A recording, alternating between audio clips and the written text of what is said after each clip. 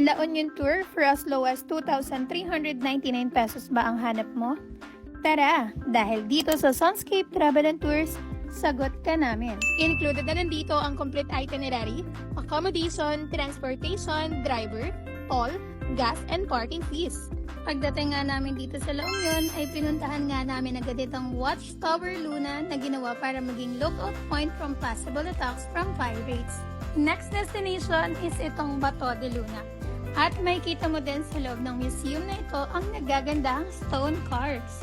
Kaunting lakad na nga lang at mararating mo na rin itong bahay na bato na kung saan makikita mo ang Pebble Beach na imbes na buhangin ay puro maliliit na pebbles. Hindi rin magpapahuli itong man-made forest, so refreshing and nakaka-good vibes. Dito naman tayo sa Matcha Temple. Ginawa daw itong temple just to honor a goddess named Mazu, the magical protector of the sea.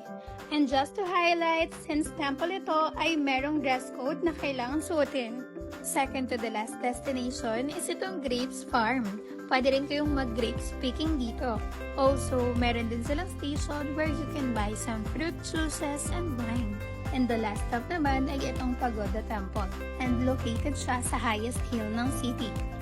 Dito sa taas ay makikita mo na ang panoramic view ng San Fernando City Bay na sobrang ganda at nakaka-relax. Kaya ano pang hinihintay nyo? If you want to experience this kind of affordable, hassle-free travel in La Union, message Sunscape Travel and Tours and reserve your slot now.